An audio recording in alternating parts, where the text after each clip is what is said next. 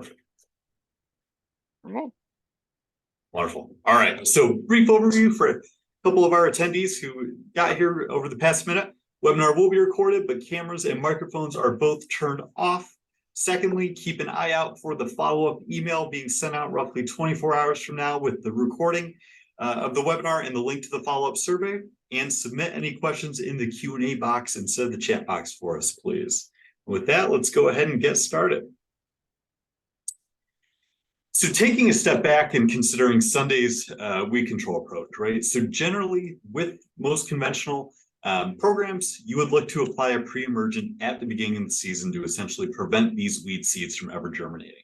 So typically at the beginning of the year, the weather starts to warm up, we put down this pre-emergent, and the idea is we will no longer have to worry about these weeds, right? We'll never see them appear over the course of the year. The concern that we have here, though, is that as this pre-emergent is applied, there's going to be a seed bank of weed seeds essentially beginning to accumulate, right? So once you begin to incorporate your pre-emergent, then you would need to continue to do so to not have, or to essentially prevent that seed bank from being exhausted.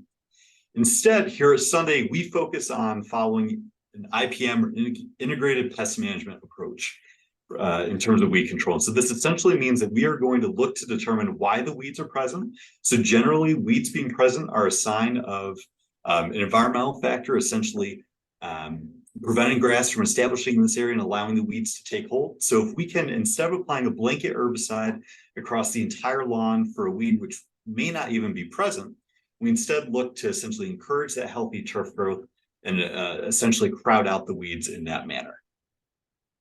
And in doing so, this allows us to essentially prevent a seed bank from ever accumulating, right? Because we aren't applying anything to prevent these weed seeds from germinating. We're allowing them to germinate as needed, rely on the lawn to essentially crowd them out, and then spot treat any which do appear. So beginning to discuss different weeds, this is a bit of an oversimplification, but it's a good way of thinking about weeds. So primarily, we tend to break weeds into two separate types. So you have broadleaf weeds, typically characterized by having wide leaves, a network of veins, and typically pretty showy flowers. So you can think about clover, chickweed, for example. And our selective post-emergent herbicide, Dandelion Doom, is effective against most broadleaf weeds. Since Dandelion Doom is selective, it will not damage turfgrass when applied as directed. For grassy weeds, however, so again, instead of having a wide leaf, typically having a longer and a more narrow leaf, and instead of having a network of veins, having parallel veins. So think crabgrass, for example. These weeds will require a different herbicide. So while Dandelion Doom is effective against just most broadleaf weeds, our other herbicide, Weed Warrior, is effective against both most broadleaf and grassy weeds. However, since it is a non-selective herbicide, it will damage turfgrass if applied directly to it. So just keep in mind, over the course of the season, if you do see these weeds begin to appear, that's the general breakdown between the two different spot treatments which we offer, and take care to not apply Weed Warrior to any turfgrass which you're looking to maintain. So why are the weeds present? Again, our focus here is determining why the weeds have taken hold. There has to be a reason here why the grass essentially is not able to establish here and allowed for this bare soil to essentially be available for the weeds to germinate. So some factors, one is watering too much or too little. So you can imagine how having too much water can essentially lead to issues with the area not drying out. We could run into disease concerns with turfgrass, but also essentially driving those grass roots closer to the surface and being more susceptible to stressors. Too little water may lead to having weeds which have a shallower root system, essentially better able to rely on more unlimited water, right?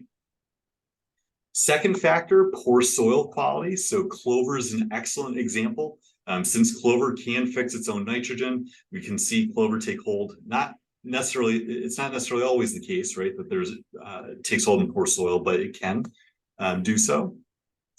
Thirdly, bare and or thinning areas. So again, our focus here is really minimizing the amount of bare soil. If we're able to get grass established in these areas as our primary method of preventing these weeds from taking hold. Fourthly, timing of common lawn practices. Mowing, for example, is a key example, right? So if, for example, we mow too early in the season, then we might essentially open up that grass canopy a bit too much or a bit more than we prefer, and essentially allow, if you will, making, well, not necessarily bare soil, essentially increasing the amount of area available for those weeds to take hold.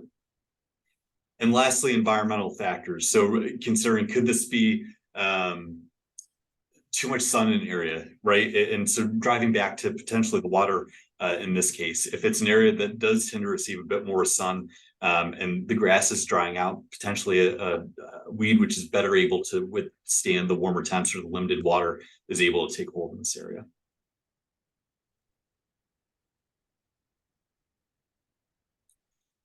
So diving into watering here, watering is a critical component, right? And so watering can vary drastically depending on your soil type. So if you think of two separate extremes, for clay soils, for example, that the clay is going to tend to drain a bit slower than a very sandy soil. So what we tend to see is even if the surface is drying out, it could be that a couple of inches within the soil is actually still moist.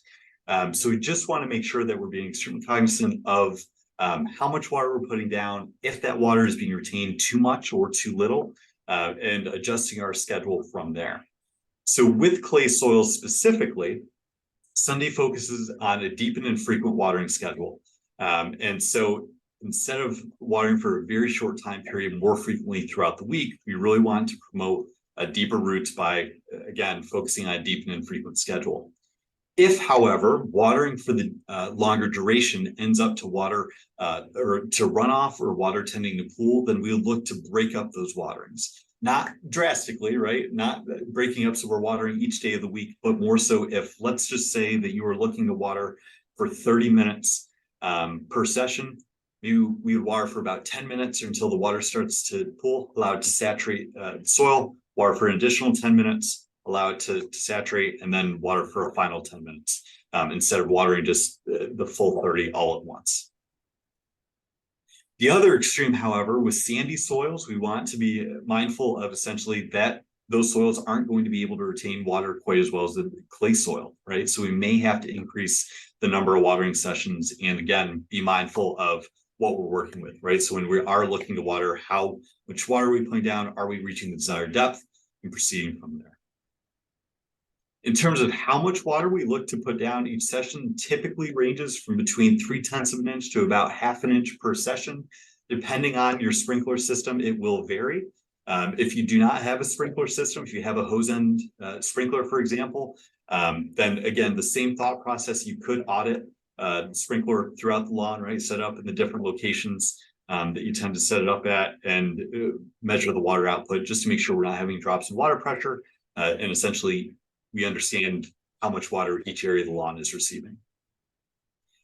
And lastly, be mindful of weather. So growing up, we never really watered during the summertime, right? We typically relied on a good amount of natural precipitation. And so keep in mind that if you are watering over the course of the season, this isn't something you just set it and forget it, right? We want to make sure if we are set to receive rain, either cutting back on the water we're looking to provide that week or eliminating it altogether, depending on how much you are set to receive.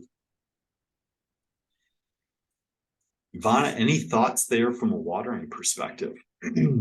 Yeah, these are just basically guidelines so that y'all know when certain weeds pop up, these are the reasons that they're there. So for example, I know we had a question about moss. Moss is usually in areas where you're going to be getting a lot more water, somewhere that's, shadier, retaining a lot. So if it's a clay soil, think about aerating if you need to break up some of that clay. If it's a sandy area, think about top dressing to add a little bit more moisture. Different weeds enjoy different conditions, so if you see a lot of dollar weed, for example, it's probably going to be in those areas with a lot of water. So think about how you would want to remedy those areas when considering what weeds you have.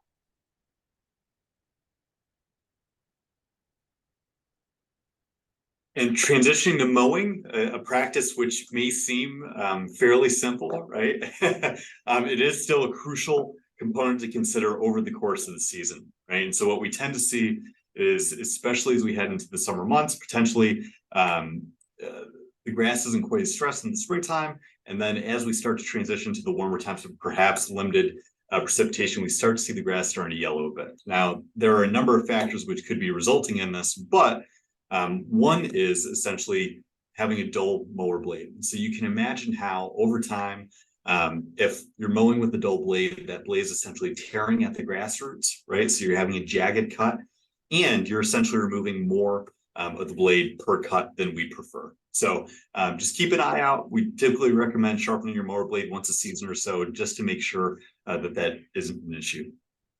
Secondly, mow high.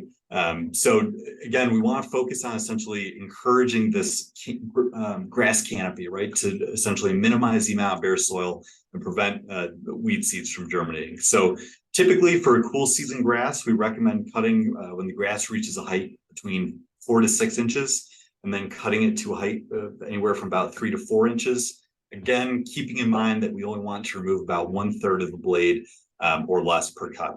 We don't want to remove any more, or else we could start to stress the grass. So this does typically translate to, we recommend mowing more frequently than not. Right?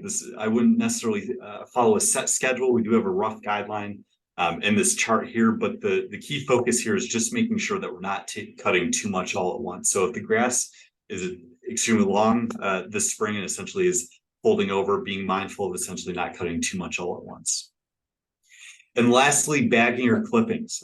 So you will hear, especially if you chat with some of the yard advisors, we typically recommend grass cycling. So essentially allowing your clippings to remain on the lawn, return those nutrients to the soil. But if you are currently battling a weed issue, we want to essentially contain the spread of viable seed. So this is a situation where we would recommend bagging your clippings just to prevent further spread of the seed. But keep in mind that those bag clippings are still a great resource, and composting them is a fantastic way to return those nutrients to the system. And mowing often too is a really good practice when you have a weedy lawn. I know we have some customers who their lawn is mostly weeds. So this is something, mowing often and bagging your clippings are going to be one of the best ways to start to remove any of the seed heads or flowers from those weeds, make sure that they're not able to spread. And then bagging those clippings is going to make sure that they're not able to stay in the area. You're going to remove them from the environment there.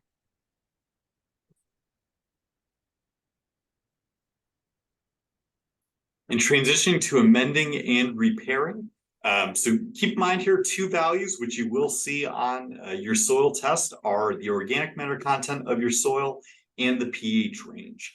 So from an organic matter content, keep in mind that organic matter is good, right? So this is a practice that we typically recommend incorporating. If we do essentially need to improve the organic matter content for an extremely sandy soil, for example, then we may look to essentially top dress this area. Similarly, it's not a bad idea to essentially just look to improve or to increase the organic matter content, right? So topsoil is an option, which we discuss quite frequently, not necessarily the most nutrient dense option compared to compost, for example, right? But with compost, we would have to be a bit more careful with making sure we're not burning the lawn or essentially adjusting our application time frame with our nutrient pouches. So if you are looking to essentially improve water retention, increase your organic matter content, topsoil is typically a great option, and we could also discuss compost. From a pH perspective, turfgrass can tolerate a fairly wide range, but if you do have a very acidic soil, we could discuss liming the soil, or if you have very alkaline soil, then we could discuss mulch, compost, peat moss, etc. And in terms of, from a weed perspective, right, the primary focus here is that we need to modify the environment. So once we remove these weeds, we want to ensure that we essentially repair the area. So once the weeds are removed, there's still a very heavy emphasis on getting grass reintroduced into the area. So seeding is a great option here, typically looking at spring and fall. I would say anytime, what would you say? If following 3 weeks we're above 50 degrees or so and probably below 80 degrees for cool season grass, that would be ideal. And so really we can break that up into either time of year. Spring and fall are both going to be ideal. And the summertime might be a bit more difficult, but we have two great times to essentially repair these areas. And that's something to keep in mind too as you're going through and weeding your lawn. Consider if it's something that really needs to be removed at that time. If it's still a little too cold to seed, maybe just keep removing the seed heads, but let that weed stay there until you're able to cover that area. Because once there's nothing there, something else is going to grow there. So if you're not seeding, it's just going to be another weed. So if it's something that you can just let it be until it's time to seed, then I would go through, the week before, spray your Dandelion Doom, spray your Weed Warrior, and then the week after you can go ahead and overseed that area. And one of the questions which we do receive quite frequently is, do we need to be concerned about the grass type, right? And so from a cool season perspective, say it's more common than from a warm season perspective. So with cool season lawns, most are typically a mix. I know I have a bit of fescue, a bit of bluegrass, potentially a bit of rye as well. And so we can certainly discuss this in more detail if anyone has any questions, but generally diversity is not a bad thing with having different grass types within the lawn, right? Essentially playing to their different strengths. Perfect. All right, so as a brief overview, when dealing with weeds, firstly, identify if it's broadleaf or grassy in nature, right? So broadleaf, I focus on Dandelion Doom. Grassy, Weed Warrior may be a better option. Secondly, treat it before it goes to flower, starts to produce seed, right? Because then that's going to increase the spread and essentially continue to lead to a weed issue moving forward. Thirdly, audit your watering practices. So just make sure we're not providing too little water or too much water. Fourthly, mow appropriately, so not too short and not too much all at once. And lastly, amend your soil as needed and repair those bare spots. Keep in mind, however, not all weeds are bad. So this is a great question for us to come back to as well. Clover, for example, is one which, depending on who you talk to, may be a beloved part of the lawn or a pesky weed. So just keep in mind that we can always chat about the weeds and potentially bring a better light to it. All right, so I'm going to talk to you guys about some specific weeds that you might have. I saw a few that I wanted to address really quickly because these are ones that some of you actually have. So the first thing would be moss. Moss is something that is really frequent in areas that are shady, that are acidic, that are moist. So if you're trying to get rid of moss, those are the three things you really need to keep in mind when trying to combat it. So it can be controlled with our Dandelion Doom, but it's not something that's going to suppress its growth. So it's going to keep coming back unless you change those factors. So with moss, if you can amend your soil to be a little bit less acidic if it's something that's pretty low on the pH scale. So adding some lime will help get rid of some of the moss. Adjusting your watering schedule. So if it's a watering issue, I know some places are just wet enough to where moss is going to grow whether you want it or not. But if you do irrigate, go back to that deep and frequent watering schedule. Make sure that it's not moist all the time, that you're letting your lawn dry out. And the last one is always the hardest to change. If it's really shady, if you can prune some trees, I know you can't knock the neighbor's house down that's giving a ton of shade to your lawn, but if there's a tree that you can do a little bit of light pruning, might help get rid of some of that moss. The next one that I wanted to look at was dead nettle. So dead nettle is a lamium. It's part of the mint family, so it spreads very quickly. It does tend to die off very quickly as well, though. It's kind of a live fast, die young kind of weed. It is controlled with Dandelion Doom. It's pretty weak. You can pull it if you need to, but it's not really one that goes for a specific environment. It's kind of one that if there's bare spots, it's going to be there. You're going to just have to try to pull it, spray it, overseed it until it eventually goes away. And last and scariest would be field bindweed. This is a weed that causes a lot of people a lot of grief. This one is one that does not react really to a lot of herbicides. It's something that you're going to have trouble with over years and years, 40 even. I'm sorry for who had that issue, but it's something that you're just going to have to keep cutting it at the soil level to kind of exhaust the energy that its tubers underneath the ground use. So if you're trying to spray it, it's just going to come back. If you're trying to dig it up, it's going to grow new ones from those rhizomes. You really just want to pull it at ground level and keep trying to exhaust the energy still left under the ground there. If you do still have a lot of issues with it, you may need to talk to a local extension service about groups that help people remove really invasive species. But that is one that's just a very, very hard weed to get rid of. All right, moving on to wild violets. These guys are very shade loving, just like moss. Hard to get rid of. They do have bulbs under the soil. So again, going back to how field bindweed has things under the soil that keep it giving it energy. Um, Wild violets, sorry, I grow African violets, so I'm gonna keep saying African, so I'm sorry in advance. Wild violets are something that has a tuber underneath the soil, like a tulip or a daffodil. It's got that bulb giving it energy, making sure that it's gonna persist no matter what. So these things are ones that really love shade. So like moss, if you can do some light pruning, be really helpful. It's something that is going to spread pretty quickly, so keep an eye on it. But for the most part, you're just gonna have to dig it up. Most herbicides aren't going to get to the root of the problem, which is the bulb. You're just gonna have to make sure you're digging it up as you can. But if you think it's cute, if it's not doing much, if it's just in a tiny little shady spot, maybe leave it there. You can turn it into a salad. I've pressed the flowers, I've eaten the flowers. They're, you can't beat them. Sometimes you can join them, and you can just keep using it until it decides it doesn't want to be used anymore. Ivana, we do have a few questions here, which I missed. And so the first we have here is, does baking soda get rid of moss? So would we recommend baking soda to adjust the pH of the soil?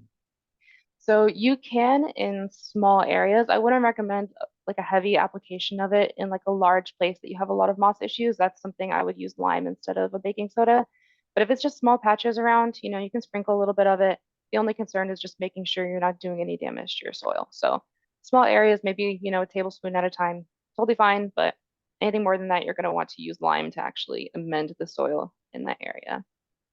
And then I think someone's asking about the last weed that we talked about. I think the one you were asking about was field bindweed. And I can include that in the follow-up email if you want. But field bindweed is usually an issue in places like Colorado. I think it likes a little bit of a drier condition.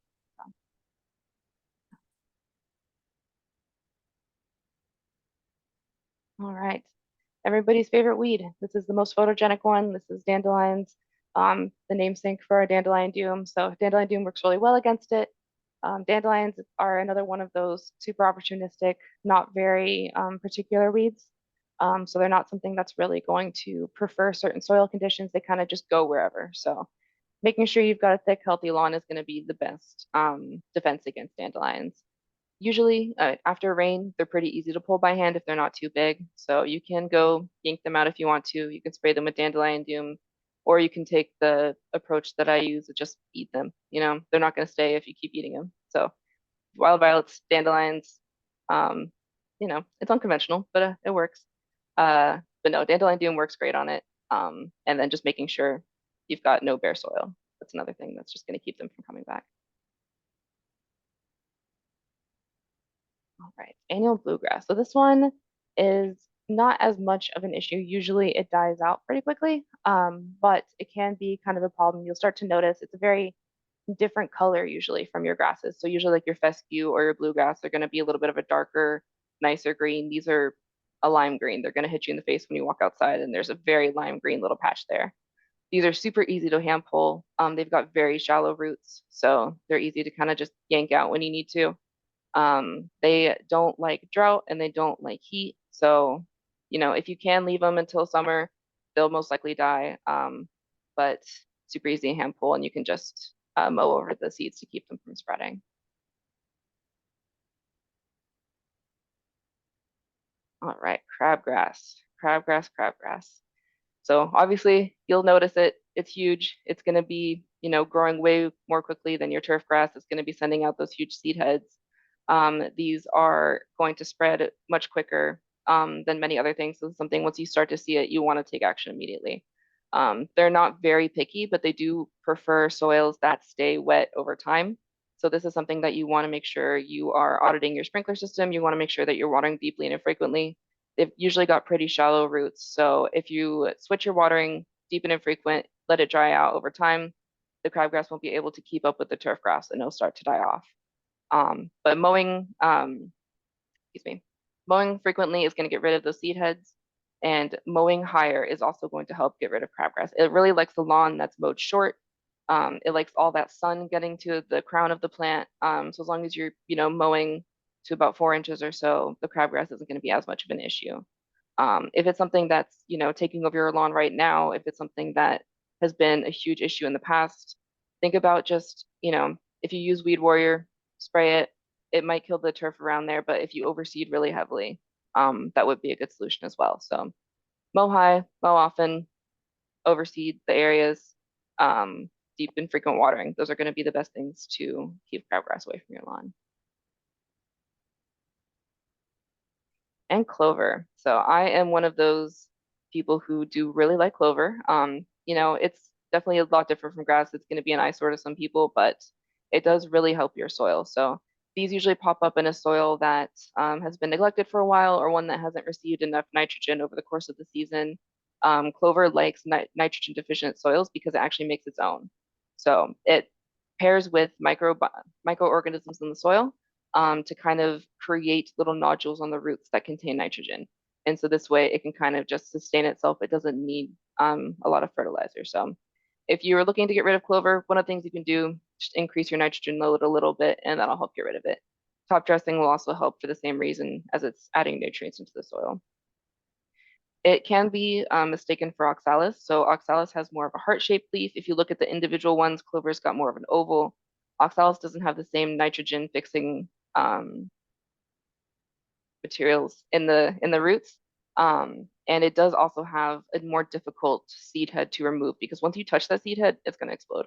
So if you see oxalis, just make sure it does get a little leggy. So that's one that you can mow often and it'll bag the clippings and you won't have to touch the seed head to remove it. But clover doesn't really have that problem. When you mow over it, it is a little too low, so you may need to hand pull it.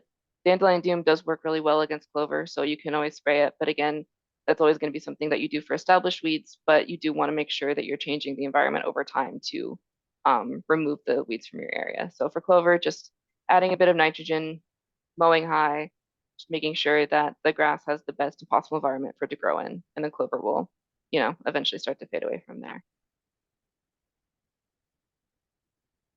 And dollarweed. I think this is our last one. So dollarweed is one you're going to see again in areas with a lot of moisture. This is something you'll see by your gutters. This is something you'll see in shady areas. It kind of looks like a lily pad. That's how I kind of remember that it is something that loves moisture. So if you start to see this over your entire lawn, that would be a sign that you want to cut back on the watering a little bit. If it's something you only see in certain areas, it might be something that is a little bit lower. So if it's like a lower lying area in your lawn, you might need to raise it up a little bit, top dress that area a little bit more heavily and raise that area. Or it might be somewhere where the soil is compacted and it's staying wet for too long. So that'd be a case where I would aerate that area and kind of make sure it's the least favorable environment for the dollarweed to live in. But for the most part, it's going to be a water issue. You just want to make sure that the soil is drying out between waterings. They are pretty easy to hand pull. You can rip them out. They are all attached usually by a rhizome. So if you rip one bit out, the rest of it's going to come with it. But, for the most part, a lot of these weeds, it's going to come down to watering properly and mowing properly. And that's certainly the case for dollarweed. All right, I know we are running over time here. Anybody who does need to hop off, we truly appreciate you being here, and we'll keep answering questions and send the recording out to you tomorrow. But Ivana, we do have a question here. Does Dandelion Doom get rid of purple dead nettle? If it is a lamium, it should. If you want to send us pictures to webinars like at Sunday, I'd be happy to make an identification for you. But it should be able to treat purple dead nettle.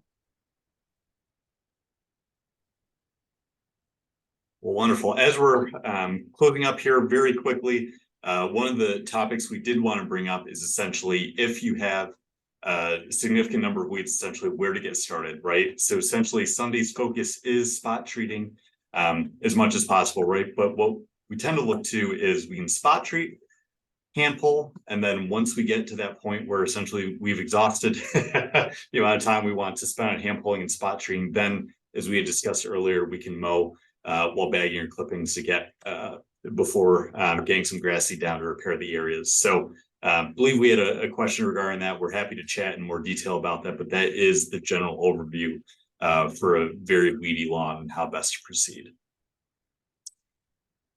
And just in terms of final resources, as we wrap up here, our blog, The Shed, is a great resource providing articles ranging from how to test for compaction, for example, to general weed articles. Our YouTube channel is a great resource providing product overviews, chats with our very own Dr. Frank Rossi, to also being home to the previous webinars we've hosted. And lastly, please submit any questions to the webinars@getsunday.com email address. We're always happy to chat. So keep an eye out for the follow-up email tomorrow. But tonight, this was dealing with weeds. It was truly a pleasure, everyone. We hope we see you at another webinar, and have a great rest of your night. Take care. Take care, y'all.